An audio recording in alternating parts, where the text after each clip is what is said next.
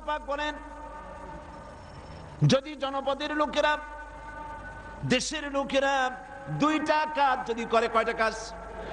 দুইটা কাজ যদি করে, আমি আল্লাহর উপরে যদি ঈমান আনে আর আমাকে ভয় করার নীতি যদি অবলম্বন করে চলে, তাহলে আমি রব্বুল আলামিন ওই দেশের মানুষের জন্য আকাশ আর জমিনের সব বরকতের দরজা খুলে দেব। কি ওয়াদা কার? আল্লাহ কি ওয়াদা ভঙ্গ করেন? কখনো, তিনি কখনো ওয়াদা ভঙ্গ করেন না। সে আল্লাহ পাকের, তিনি বলছেন যে আমার রিস্কের মালিক আমি, আমি তোমাদেরকে সুযোগ দিয়েছি, গভর্নমেন্ট তৈরি করো, সরকার বানাও, এবং সরকার বানায়া আমার কোরআন দিয়ে দেশ চালাও। তবে কোরআন দিয়ে যদি দেশ না চালাও, কোরআন শরীফের মধ্যে আল্লাহ অন্যত্র বলেছেন ক্ষমতা দেই, ক্ষমতা দিয়া আমি চুপ বুঝে বসে থাকি না। আল্লাহ কি ঘুমান? বলেন আল্লাহ কি ঘুমান? হযরত মুসা আলাইহিস সালাম একদিন আল্লাহরে বলেন, আল্লাহ তুমি নাকি ঘুমাও না? আল্লাহ পাক বলেন, অবশ্যই ঘুমাই না। তোমার বিশ্বাস হয় না? কয় আল্লাহ অবশ্যই বিশ্বাস হয়, তবে বুঝি না, আমার বুঝে আসে না। তো যখন তুমি বিশ্বাস করো, বুঝে যখন আসে না, তাহলে আমি বুঝাই দেব। বিশ্বাস না করলেই তো সর্বনাশ। বিশ্বাস না করলে কি সর্বনাশ। ইব্রাহিম আলাইহিস সালাম আল্লাহরে বলছিলেন, রব্বি আরিনি কাইফা তুহিয়াল মাউতা, আয় আল্লাহ তুমি মরারে জিন্দা বানাও কেমনে?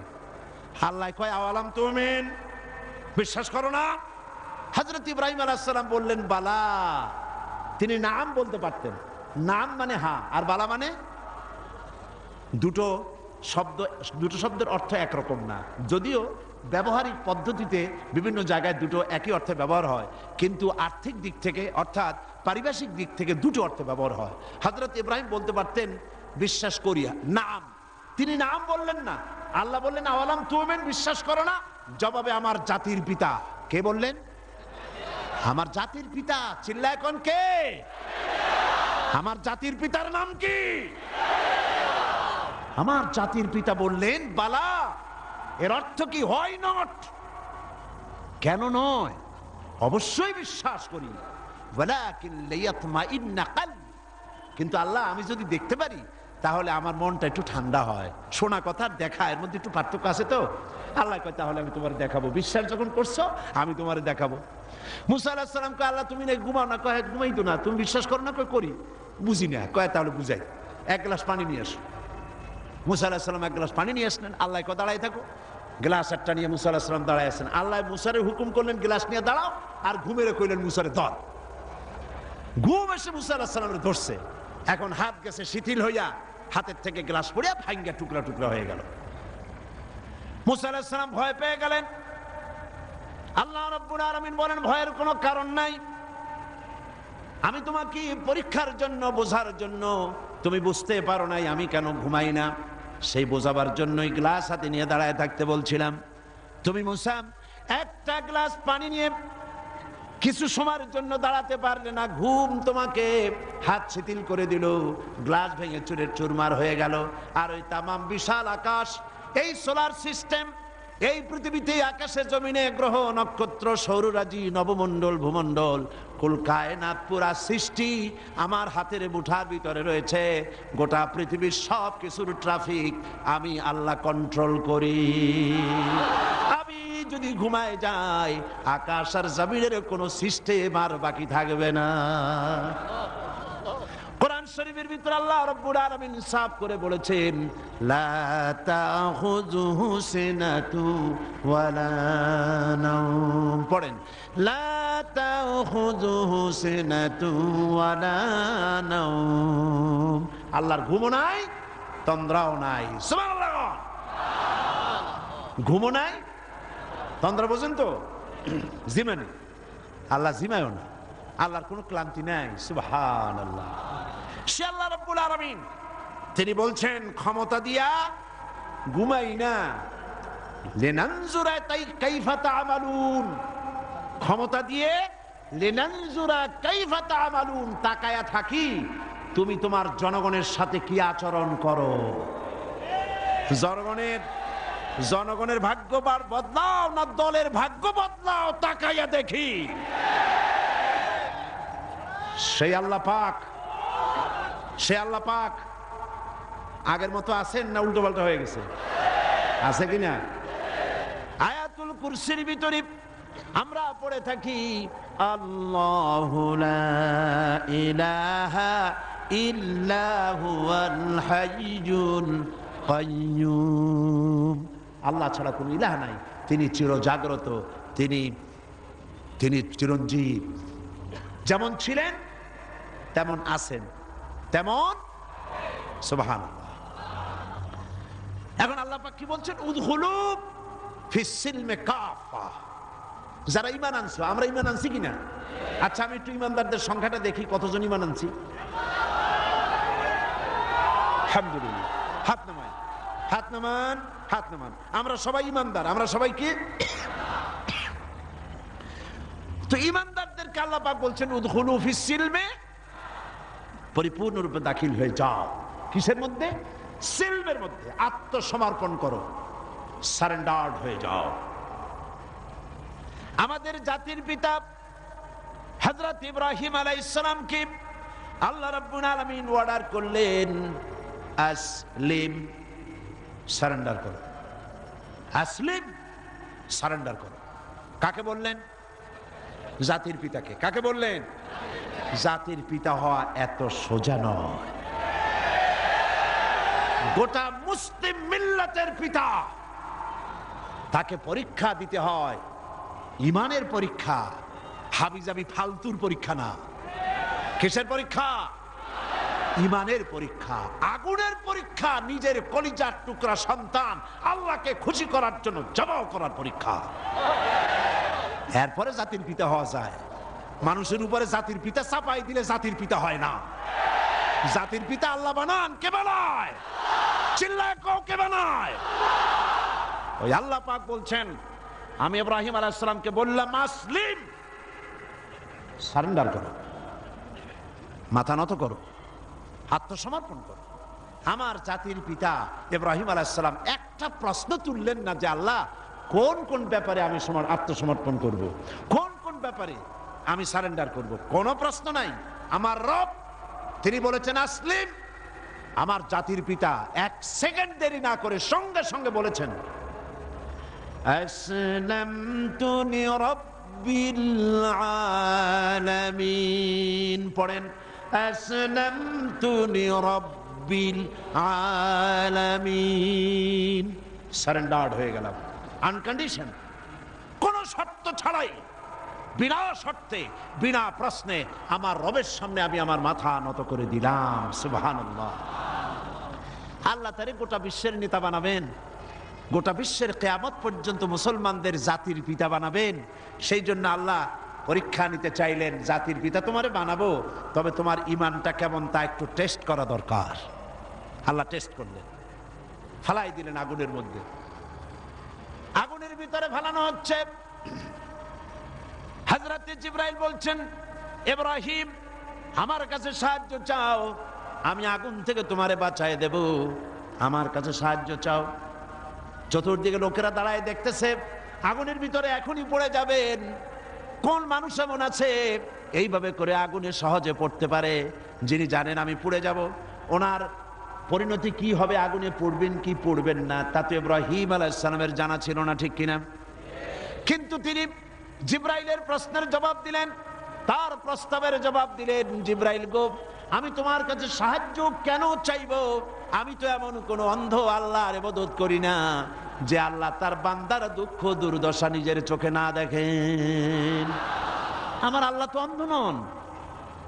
তবে আমি আগুনে পুড়ে গেলে, আগুনের ভিতরে আমি পুড়ে ভস্ম হলে আমার রব যদি খুশি হয়ে যান, তাহলে আমি আমার রবকে খুশি করার জন্য 1000 বার পড়তে রাজি আছি। ঝট করে পড়ে গেলেন আগুনের ভিতরে। ইমানে তিনি পাস করলেন, ফার্স্ট ক্লাস, ফার্স্ট হয়ে গেলেন ইমানের পরীক্ষায়। আমার আল্লাহ রাব্বুল আলামিন ইব্রাহিম দড়ি ছিঁড়ে আগুনের ভিতরে পড়ার আগে রব্বুল আলামিন আগুনের প্রতি নোটিশ করে দিলেন, ইয়া নারু কুনি বারদাও ওয়া সালামান আলা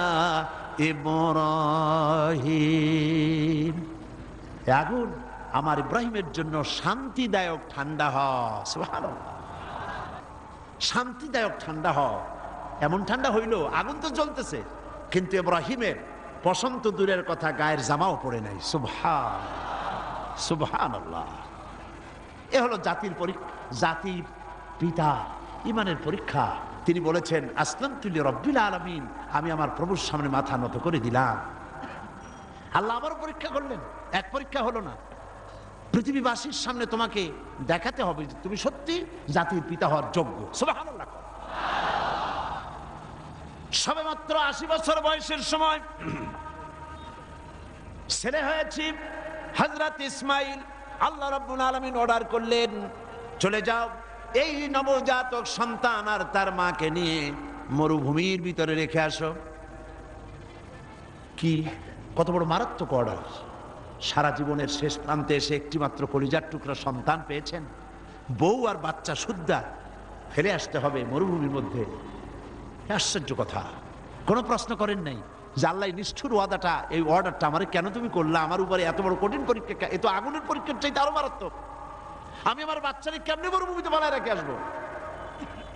কোনো প্রশ্ন করেন নাই। এখন আল্লাহর ঘর যেখানে মক্কা শরীফে, আল্লাহর ঘরটা যেখানে দাঁড়িয়ে আছে, এইখানে হযরত ইব্রাহিম আলাইহিস সালাম তার ছেলেকে আর স্ত্রীকে রেখে এলেন।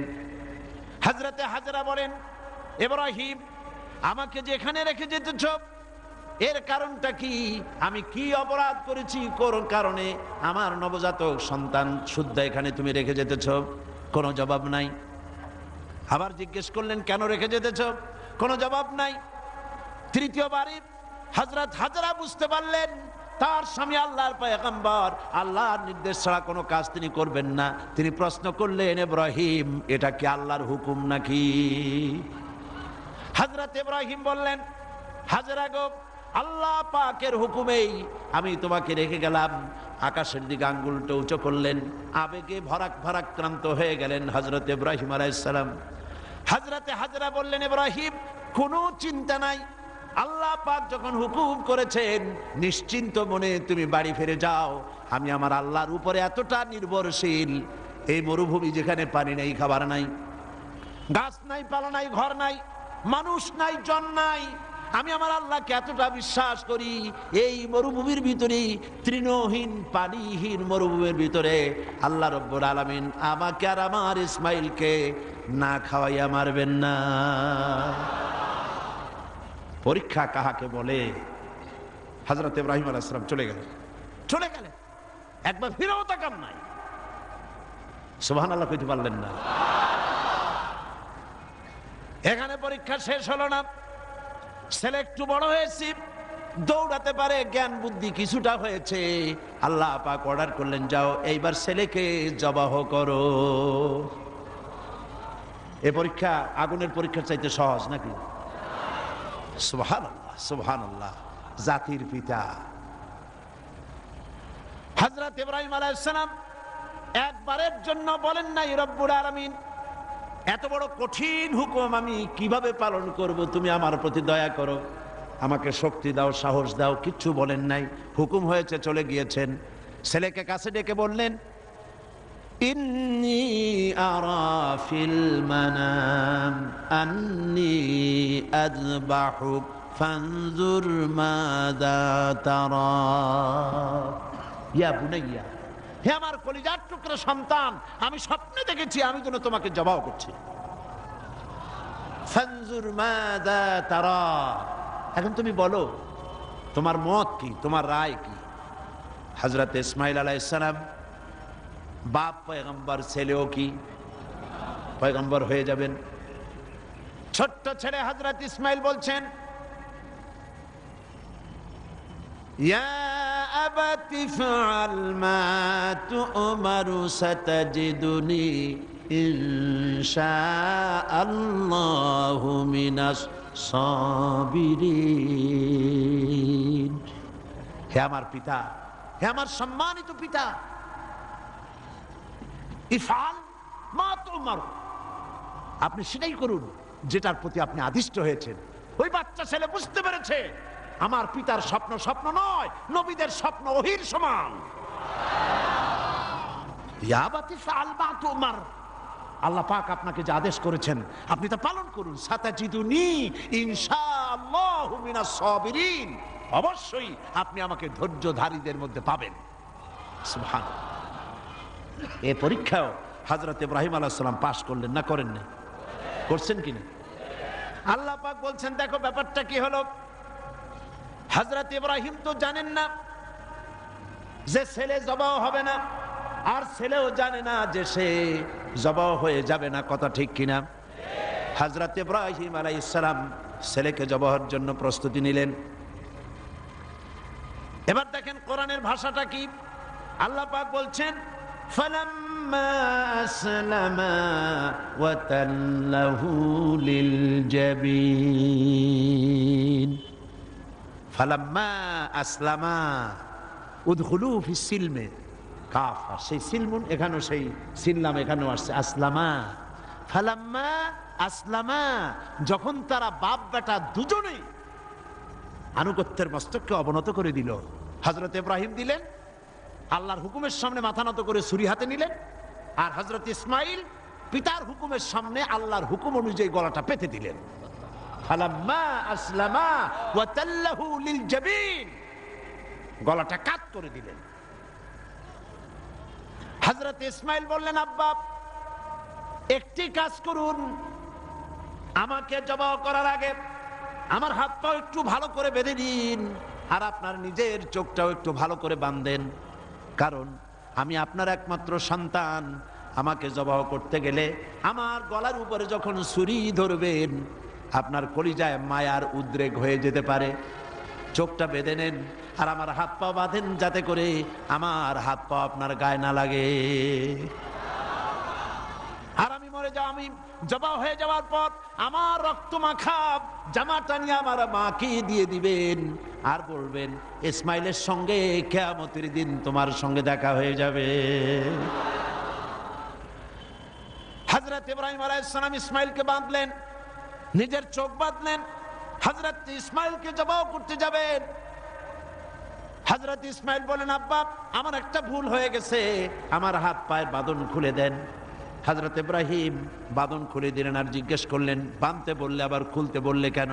হযরত ইসমাইল বললেন বাঁধার পরে আমার মনের মধ্যে একটা চিন্তা জাগলো, হাত পা বন্ধন অবস্থায় যদি আমারে জবাহ করা হয় তাহলে না জানি কিয়ামতের ময়দানে এমন প্রশ্ন উঠতে পারে যে ইসমাইল আল্লাহর হুকুমে রাজি ছিল না বলে তার বাবা তার হাত পা বেঁধে জবাহ করেছিল।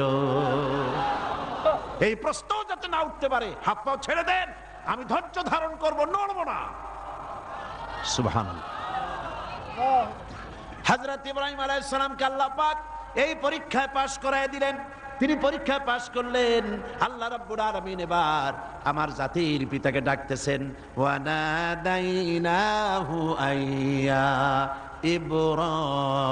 ইব্রাহিম قد صدقت الرؤيا إنا كذلك نجزي المحسنين وناديناه أن يا إبراهيم। আমি ইব্রাহিমকে ডেকে বললাম, ইব্রাহিম قد صدقت الرؤيا, তুমি তোমার স্বপ্নকে বাস্তবে রূপ দিয়েছো। সুবহানাল্লাহ, স্বপ্নকে বাস্তবে রূপ দিয়েছো।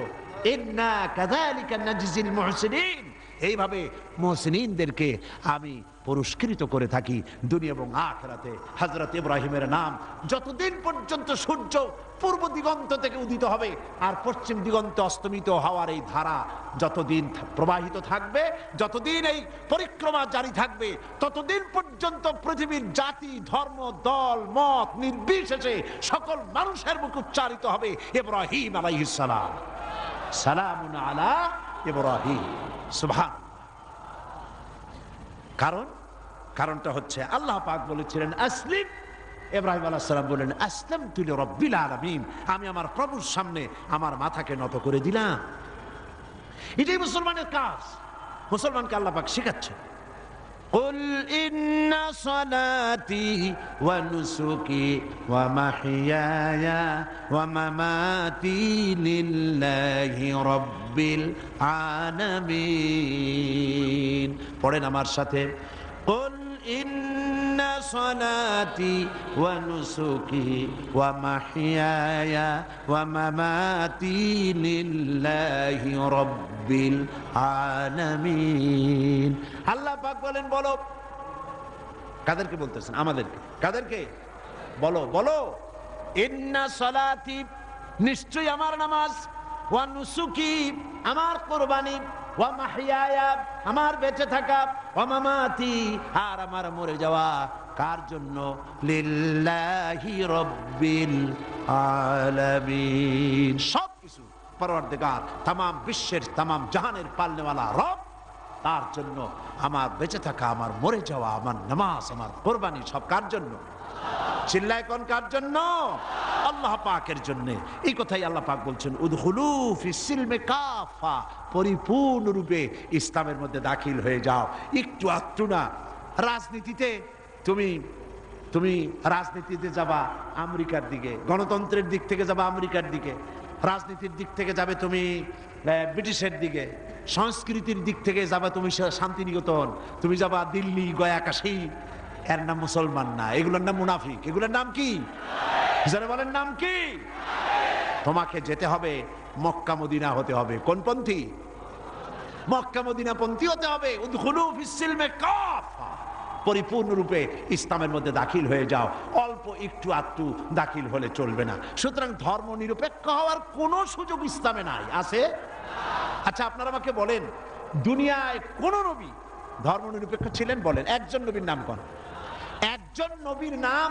এই বিশাল জনসমুদ্রের কাছে আমি জানতে চাই, একজন নবীর নাম বলুন যিনি ধর্ম নিরপেক্ষ ছিলেন। জি নাই। একজন সাহাবীর নাম বলতে পারবেন? তামাম পৃথিবীর সমস্ত আলেম, উলামা, পীর, বুজুর্গ, মুহাদ্দিসিন, মুফাসসিরিন, মুহাক্কিকিন সব একমত, ধর্ম নিরপেক্ষ মতবাদ একটি কুফরি মতবাদ। এই মতবাদ আল্লাহর নয়, এটা শয়তানের তৈরি। এটা কার তৈরি? আর ইসলামটা কার? আল্লাহর। ধর্ম নিরপেক্ষতা কার? ধর্মের ব্যাপারে নিরপেক্ষ আপনি হতে পারেন না। নিরপেক্ষতাও একটা পক্ষ, নিরপেক্ষতাও একটা পক্ষ। ওরা সরাসরি বলে না, সাহস নাই সেই জন্য বলে না। কি বলে না? ঠিক তো আন্দাজে কইলেন, আগে না শুনবেন। সরাসরি বলে না, কারণ এদেশে মুসলমান বেশি, সেই জন্য সরাসরি বলে না আল্লাহ নাই। ওইটা বলতে পারে না। বলে যে আল্লাহ আছে, তবে তাদের জায়গাটা একটু সীমাবদ্ধ। কোথায়? এই জাতীয় মসজিদ বাইতুল মুকাররম, তাও তার পাশে যে ফাউন্ডেশন আছে ও দূর আর যাবে না। বাইতুল মুকাররম মসজিদ, অন্যান্য মসজিদগুলি, মসজিদ, খানকা, মাদ্রাসা, এতিমখানা, এর মধ্যে আল্লাহ এবং রসুলকে রাখা হয়েছে। আর বাকি আমার জীবনের বিস্তীর্ণ অঙ্গনে অর্থনীতি, সমাজনীতি, রাজনীতি, স্বরাষ্ট্রনীতি, পররাষ্ট্রনীতি, আমার সেক্রেটারিয়েট, আমার ক্যান্টনমেন্ট, আমার পার্লামেন্ট, এসব জায়গাগুলি আল্লাহর উপরে 144 করা হয়েছে। রসুলের প্রতি 144 চালু করা হয়েছে। এখানে 144 ধারা, আল্লাহও ঢুকতে পারবে না, রসুলও ঢুকতে পারবে না। আল্লাহ রসুলকে দুইটা ভাগ করা হয়েছে। আমার নামাজ, রোজা, হজ, যাকাত আল্লাহর কথা মতো, আর আমার অর্থনীতি, সমাজনীতি, রাজনীতি এগুলি হবে আমার নিজের চিন্তা মতো। এই চিন্তা যারা করেন তারা মুসলমান নন, মুসলমান নন, মুসলমান নন, অবশ্যই মুনাফিক।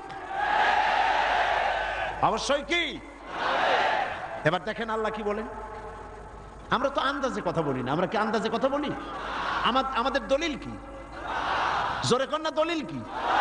আমার নবী বলেছেন, মান ক্বালা বিহি সাদাকা, আমার কোরআন, আমার আল্লাহর কোরআন দিয়া যারা কথা বলে, মান ক্বালা বিহি সাদাকা, কোরআন দিয়ে যারা কথা বলে তারাই সত্য কথা বলে। কারণ কোরআন হলো আল্লাহর কিতাব। ওয়ামান আসদাকু মিনাল্লাহি কিলা, আল্লাহর চাইতে সত্যবাদী আর কে হতে পারে? আল্লাহ পাক বলছেন, আফাতুমিনুনা বিবাদিল কিতাবি ওয়া তাকফুরুনা বিবাদ, তোমরা আল্লাহ পাকের কিছু কথাকে মানবে আর কিছুকে করবে অস্বীকার। এটাই তো ধর্মনিরপেক্ষতাবাদীদের কাজ, ঠিক কিনা? তারা নামাজ, রোজা, হজ, যাকাত করে কার কথা মতো? বলেন না কার কথা মতো? কিন্তু অর্থনীতি, সমাজনীতি, রাজনীতি এগুলি আল্লাহর কথা মতো করে না। বরং এই কথাগুলি যদি কেউ বলে যে ধর্ম, রাজনীতি, অর্থনীতি, সমাজনীতি, ইলেকশন, ভোট, নির্বাচন, স্লোগান, সমাবেশ সব হতে হবে আল্লাহর কোরআন অনুযায়ী। তাহলে ওরা বলে এরা হচ্ছে মৌলবাদী, এরা হচ্ছে মৌলবাদী। আর এই কথাগুলি প্রচার করার জন্য তাদের পত্রিকার অভাব নাই, আছে। আজকে আমার সামনে এই মাহফিলে হাজার হাজার লোক আছে, কিন্তু টেলিভিশনের সামনে আছে কোটি কোটি মানুষ, ঠিক কিনা? পত্রিকা, 2-4টা পত্রিকা আছে বাংলাদেশে যেগুলি আল্লাহর কথা, ইসলামের কথা মহব্বতের সাথে জীবনের বিনিময়, জীবনের ঝুঁকি নিয়ে পত্রিকায় তারা প্রকাশ করে, ঠিক কিনা? বাকি শত শত পত্রিকা ঝড়ের গতিতে, টর্নেডোর গতিতে ইসলামের সাথে বিরোধিতা করছে কি না করছে না, করছে কি না করছে। এবং এরাই ধর্মনিরপেক্ষতাকে বাঁচায় রাখার জন্য এক শ্রেণীর বুদ্ধিজীবী কবি সাহিত্যিক তৈরি করেছে এবং পত্রিকাগুলি এদেরকে বাঁচায় রাখে, আর ইসলামের সাথে করে চরম কি বিরোধিতা। দেখেন, এইখানে আমি আসার সাথে সাথেই একটা প্রশ্ন আমার কাছে আসলো, একটা প্রশ্ন আসলো। প্রশ্নটা হচ্ছে, সে লোক বলেছে যে ওয়াজ মাহফিলের আমাদের সমাজে এক শ্রেণীর লোক আছে যারা এই বলে জনগণকে বিভ্রান্ত করছে যে সাইদি সাহেব এবং অন্যান্য বিখ্যাত আলেমগণ ওয়াজ মাহফিলের মাধ্যমে প্রচুর অর্থ উপার্জন করছে। এই সকল লোকদের প্রশ্ন হলো, আলেমগণ নবী ওনার নাজিলকৃত কোরআনের আলোচনার বিনিময়ে কোনো অর্থ উপার্জন করছেন কেন? এই প্রশ্নটির সৃষ্টি হয়েছে কদিন আগে একটি পত্রিকা, ভারতের টাকায় পরিচালিত, আমি নাম বলবো না। আমি তখন কুমিল্লা মাহফিল করতেছি। তারা লিখেছে 3 রাত্র তিনি সেখানে বক্তৃতা করবেন, সন্ধ্যা থেকে ফজর পর্যন্ত ওয়াজ ফরমাইবেন। আমি তো জীবনেও সন্ধ্যা থেকে ফজর পর্যন্ত ওয়াজ ফরমাই নেই কোথাও। তারপরে প্রতিদিন 25,001 টাকা করে নেবেন, 3 রাত্রে 75,003 টাকা তিনি সেখান থেকে গ্রহণ করবেন। পত্রিকায় এসেছে। পরের দিন সেই কমিটি মাহফিলে দাঁড়াইয়া এর প্রতিবাদ করলো, ঘৃণা জানালো যে কোনোদিন আমরা ওনাকে ধরনের পয়সা করি দেই নেই। জিন্দিগিতে মানুষের সঙ্গে কন্ট্যাক্ট করে, চুক্তি করে আমি সাইদি টাকা নিয়েছি, এর প্রমাণ কোন মায়ের সন্তান, বাংলাদেশ তো দূরের কথা, তামাম পৃথিবীতে কেউ দিতে পারবে না। পত্রিকাগুলি এগুলি ছেপে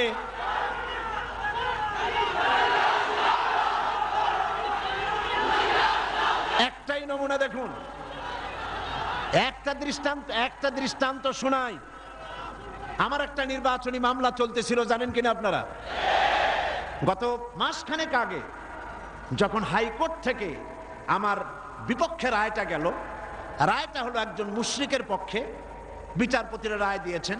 এ রায়ের প্রতি, বিচারপতিদের প্রতি আমার কোনো বক্তব্য নাই। আইনের প্রতি সবসময় আমরা শ্রদ্ধাশীল, বিচারকদের প্রতি শ্রদ্ধাশীল।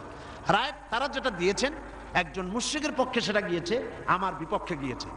এমন কোন পত্রিকা সেদিন ছিল না। পরের দিন প্রত্যেকটি পত্রিকার ব্যানার হেডলাইনে এত বড় অক্ষর দিয়ে লিখেছে, সাইদি আর এমপি নাই, তিনি কুপকার। কিন্তু গতকাল বাংলাদেশ সুপ্রিম কোর্ট এই কেসে হাইকোর্টের রায়কে স্থগিত ঘোষণা করে দিল, স্টে অর্ডার দিয়ে দিল। রায়টা আমার পক্ষে এসেছে, সেই জন্য বাংলাদেশের 2-1টা পত্রিকা ছাড়া কোন পত্রিকায় কোনো জায়গা হয় না। এগুলি প্রমাণ, এদের কলিজা জ্বলে। আজকের এই মাহফিলের এই দৃশ্য দেখে কলিজায় আগুন লেগে যায় ওদের। আগুন লাগুক।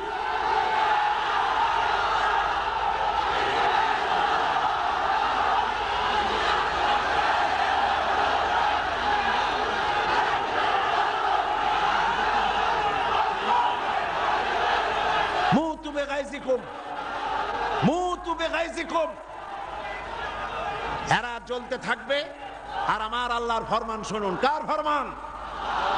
ইউরিদুনা লিইউতফিউ নূরাল্লাহি বিআফওয়াহিহিম ওয়াল্লাহু মুতিম্মু নূরিহি ওয়ালাউ কারিহাল কাফিরুন। আল্লাহ পাক বলেন, ওরা চায় মুখের ফু দিয়া আমার আলোকে নির্বাপিত করে দেবে, আমার আলোটারে দুনিয়া থেকে নিভায়ে দেবে। আল্লাহ পাক বলেন, ওদের মনের মধ্যে যত জ্বালা পোড়া হোক না কেন, আমার দিনকে আমি, আমার দিনের আলোকে আমি প্রজ্বলিত করে রাখবো। এটাকে আমি পূর্ণতা দান করব। ওদের কলজে যত পুড়ুক, জ্বলতে থাকো, পুড়তে থাকো। তোমাদের চোখের সামনেই এই বাংলাদেশের একদিন আসবে যেদিন তোমাদের নাকের ডগার উপর দিয়ে কালেমার পতাকা করে উঠবে ইনশাআল্লাহ। বলেন ইনশাআল্লাহ, বলেন ইনশাআল্লাহ। এবার বিশ্বকবি কি বলেন শোনেন। বিশ্বকবি আল্লামা ইকবাল বলেন, সতীজা কর রহা হ্যায় अज़ल से ताइम रोज, सतीजा कर रहा है अज़ल से ताइम रोज, चरागे मुस्तफावी से शरारे बुलहबीस। সে আবামান কাল থেকে শুরু করে পর্যন্ত নমরুদ, ফেরাউন, হামান, সাদ্দাত, আবু জাহেলের গোষ্ঠীরা নবুয়তের চারাগকে নিভায়ে ফেলতে চেয়েছে, কিন্তু তাদের হাজারো প্রচেষ্টা সত্ত্বে চারাগে মুস্তফাবি রাসূল করিম সাল্লাল্লাহু আলাইহি ওয়াসাল্লামের জ্বালানো চারাগটা টিম টিম করে জ্বলতে রয়েছে। টর্নেডো, গর্কি এবং ঝড়ো হাওয়ার মোকাবেলা করে জ্বলতে থাকবে ইলা ইয়াউমিল কিয়ামা। কেউ ঠেকাতে পারবে না। পারবে কেউ ঠেকাতে? কেউ ঠেকাতে পারবে না। সুতরাং কোরআন শরীফের কিছু কথা মানবেন আর কিছু কথা মানবেন না, এটার নাম হচ্ছে মুনাফিকি। এটার নাম মুনাফিক। জীবনের সকল ক্ষেত্রে মানতে হবে কার কথা? আল্লাহর কথা। ধর্ম নিরপেক্ষতার অর্থই হলো ধর্মহীনতা। এই ধর্ম নিরপেক্ষতায় যারা বিশ্বাসী তারাই 1972 সনে বাংলাদেশের সবগুলি ইউনিভার্সিটির মনোগ্রাম থেকে ইকরা বিস্মি রাব্বিকাল্লাযী খালাক রব্বি জিদনি ইলমা কোরআনের আয়াতকে তারা তুলে ফেলেছিল। যারা এই ধর্ম নিরপেক্ষতায় বিশ্বাসী তারাই সালিমুল্লাহ মুসলিম হলের মুসলিম শব্দ মুছে ফেলে দিয়েছিল। এই তারাই নজরুল ইসলাম কলেজের ইসলাম শব্দ তুলে ফেলে দিয়েছিল। এই তারাই নিজেদের দলের নামের ভেতর থেকে মুসলিম শব্দটি একটি বিশেষ ধর্মীয় গোষ্ঠীর ভোট পাওয়ার জন্য নিজের দলের নাম থেকে মুসলিম শব্দ বিসর্জন দিতে কুণ্ঠাবোধ করে না। সুতরাং ধর্ম নিরপেক্ষ মতবাদ শয়তানের আবিষ্কার। কার আবিষ্কার? ওরা দুইটা আয়াত পেয়েছে কোরআন শরীফ থেকে, দুইটা আয়াত। ওরা বলে ধর্ম নিরপেক্ষতাবাদের কথা তো কোরআন শরীফই আছে আর বুখারী শরীফও আছে। কোথায় আছে? কই যে বুখারী শরীফে আছে লাকুম দীনুকুম ওয়ালিয়া দীন। নাউযুবিল্লাহ। আল্লাহর কোরআনের আয়াত নিয়ে ঢুকাইছে কিসের মধ্যে? বুখারীর মধ্যে। লাকুম দীনুকুম ওয়ালিয়া দীন মানে কি? লাকুম দীনুকুম ওয়ালিয়া দীন অর্থ তারা করেছে যে যার ধর্ম তার কাছে। এটা ধর্ম নিরপেক্ষবাদের কথা। তোমরা বাঙ্গালকে হাইকোর্ট দেখাতে চেষ্টা করো। কোরআন পড়তে জানো? লাকুম দীনুকুম বানান করে কেমনে তা জানো? এটা নাজিল হয়েছে কোন প্রেক্ষাপটে তা কি জানো? সুতরাং যা জানো না সে বিষয়ে কথা বলতে এসো না। আমি যদি মেডিকেল সায়েন্স না জানি, আমি যদি চিকিৎসা বিজ্ঞান না জানি, আমি যদি ওষুধপত্রের খোঁজ খবর না রাখি, তাহলে কোনো ডাক্তারের প্রেসক্রিপশনের উপরে কথা বলা আমার ধৃষ্টতা। ঠিক কিনা? যে বিষয় আমি জানি না, অর্থনীতি যদি আমি না বুঝি, তো কোনো অর্থনীতিবিদের বক্তব্যের উপরে আন্দাজে কোনো কথা মারিয়ে দেওয়া, মাথা দিয়ে ঠেলা আমার জন্য ঠিক নয়। তো তুমি ধর্ম জানো না, তুমি কোরআন জিন্দেগিতে পড়ো নাই, কোরআন বানান করে কেমনে তাও জানো না, সূরা ফাতিহাও শুদ্ধ করে পড়তে পারো না, লাকুম দীনুকুম শুনাই দিলাম মানুষেরে, আর সাধারণ মানুষ মনে করলো মাশাআল্লাহ আমাদের নেতা নেত্রী তো বুখারীও পড়ে দেখা যায়। লাকুম দীনুকুম ওয়ালিয়া দীন প্রেক্ষাপট কি? কাফেরেরা বলেছিলেন হে রাসূল, কাফেরেরা বলছে কুরাইশ নেতৃবৃন্দ, হে রাসূল, হে মুহাম্মদ সাল্লাল্লাহু আলাইহি ওয়াসাল্লাম, আসো ধর্ম আমরা 50-50 করে ভাগাভাগি করে নিই। এইরকমের করে ঝগড়া ভাগড়া করা কোনো লাভ নাই, আসো আমরা 50-50 করি। বলে কিরকম? বলে কিছুদিন আমরা মসজিদে ঢুকে তোমার আল্লাহরে দুই একটা সেজদা দেব, আর তুমি কিছুদিন আমাদের মূর্তিগুলোর সামনে এসে একটু প্রণাম দিয়ে যাইও। ধর্ম ভাগাভাগি করে নি। এই সময় আল্লাহ পাক এই আয়াত নাজিল করলেন। এই সূরার নাম কি? আল্লাহ রাব্বুল আলামিন ওহী নাজিল করে দিলেন, কুল ইয়া আইয়ুহাল কাফিরুন লা আ'বুদু মা তা'বুদুন। হে কাফের বলো, হে নবী বলুন, হে কাফেরেরা, আমরা যার ইবাদত করি তোমরা তার ইবাদত করো না, তোমরা যার ইবাদত করো আমরা তার ইবাদত করি না। সুতরাং লাকুম দীনুকুম ওয়ালিয়া দীন। তোমরা তোমাদের দিন নিয়ে থাকো, আমরা আমাদের দিন নিয়ে থাকি। এটা তো নিরপেক্ষতার কথা নয়, এটা তো পক্ষের কথা। তোমরা তোমাদের ধর্মের পক্ষে থাকো, আমরা আমাদের ধর্মের পক্ষে থাকি। এইটারে তারা বানাইছে নিরপেক্ষর আয়াত। নাউযুবিল্লাহ। কোন শয়তান এদের শিখাইছে আল্লাহই জানে। এরপরে আরেকটা আয়াত তারা বেছে নিয়েছে, সেটা হচ্ছে লা ইকরাহা ফিদ্দীন। ধর্মের মধ্যে বাড়াবাড়ি নাই। নামাজও পড়ে না জীবনে, ওদের সে লোকই বক্তৃতা করে কোরআনের আয়াত দিয়া। লা ইকরাহা ফিদ্দীন, সুবিধাবাদ জিন্দাবাদ। লা ইকরাহা ফিদ্দীন মানে কি? ধর্মের ব্যাপারে বাড়াবাড়ি নাই। সেটা কি? সেটার অর্থ হচ্ছে প্রলোভন দিয়ে, ভয় দিয়ে, অথবা পয়সা কড়ি দিয়ে, অথবা চাপ সৃষ্টি করে কোন ক্রমে অন্য কোন ধর্মের লোককে মুসলমান বানানো যাবে না। এ ব্যাপারে বাড়াবাড়ি করা যাবে না। এটাই হচ্ছে আয়াতের মূল বক্তব্য। লা ইকরাহা ফিদ্দীন, ধর্মের ব্যাপারে বাড়াবাড়ি করা যাবে না, সুতরাং তুমি নামাজ পড়ো, রোজা করো, এটারে আর অর্থনীতি সমাজনীতিতে আইনো না। এটা হলো তাদের বক্তব্য। নাউযুবিল্লাহি মিন যালিক।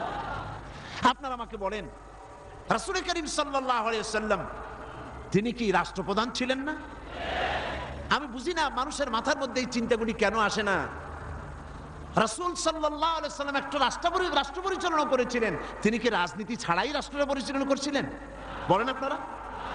তিনি যে রাষ্ট্রের প্রধান ছিলেন, সেটার পরিধি ছিল 12.5 লক্ষ বর্গ মাইল। রাসূলুল্লাহ নবীদের মধ্যে একাই রাজনীতি করেছেন, আর কেউ করে নাই। এমনটি হয়েছে?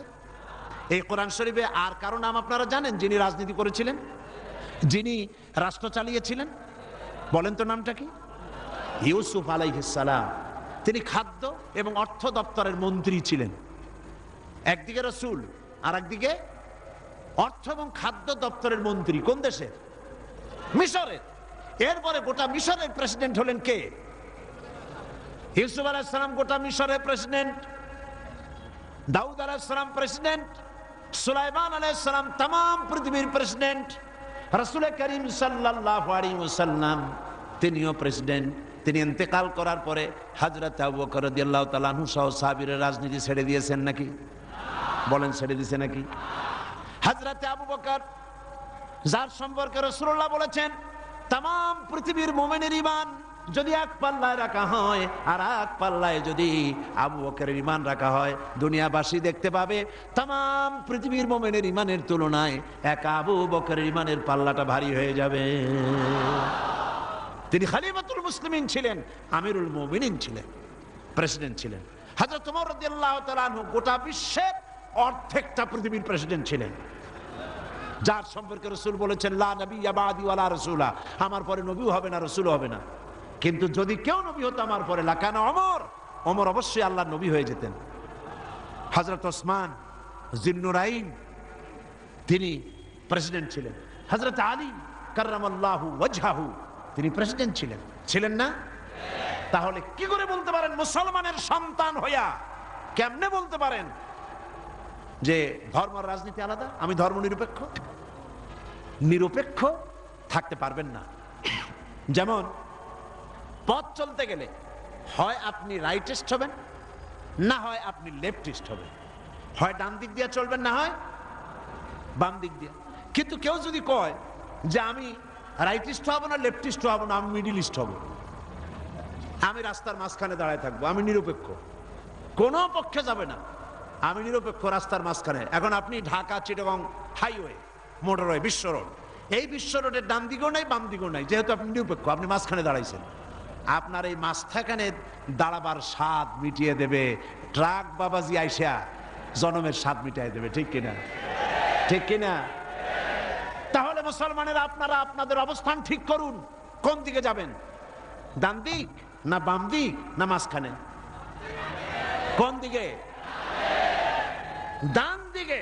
আসহাবুল ইয়ামিন, ডান দিকের নেতৃত্ব দিয়েছে নবীরা, এবং এই নেতৃত্ব দিয়ে তারা ডানপন্থীদের নিয়ে যাবে জান্নাতে। কোথায় নিয়ে যাবে?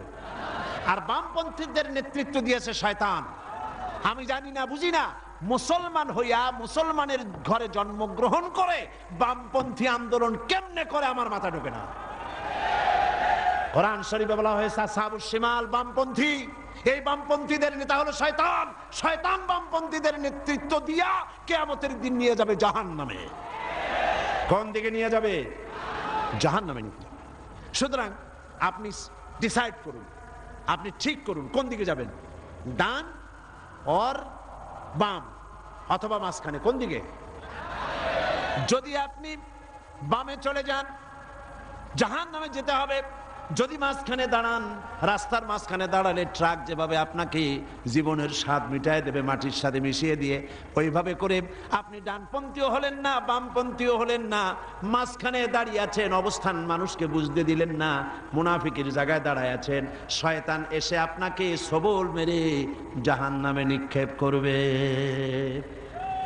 নিরপেক্ষতার কোন স্থান ইসলাম নাই, ধর্ম নিরপেক্ষতার কোন জায়গা নাই। এখানে সুস্পষ্ট ভাবে উদখুলু ফিস সিলমে কাফা, পরিপূর্ণরূপে ইসলামের মধ্যে, সিলমের মধ্যে পরিপূর্ণরূপে দাখিল হয়ে যাও। 16 আনা। শুধু এতটুকু নয়, পরিপূর্ণভাবে ইসলামের ভেতরে আসো। নামাজে, রোজায়, হজে, জাকাতে, ওঠায় বসায়, চলায় ফেরায়, বিয়েতে, শাদিতে, পার্লামেন্টে, বঙ্গভবনে, ক্যান্টনমেন্টে, সেক্রেটারিয়েটে, দোকানে পাটে, রান্নাঘর থেকে শুরু করে বঙ্গভবন পর্যন্ত সর্বত্র কিসের মধ্যে দাখিল হও? উদখুলু ফিস সিলমে কাফা। 16 আনা পরিপূর্ণরূপে ইসলামের মধ্যে দাখিল হয়ে যাও। অল্প একটু হলে পরে হবে না, 2 আনা 4 আনা হলে হবে না। পরিপূর্ণরূপে ইসলামের মধ্যে দাখিল হওয়ার জন্য আল্লাহ রাব্বুল আলামিন এই আয়াতে কারিমার মধ্যে নির্দেশ করেছেন।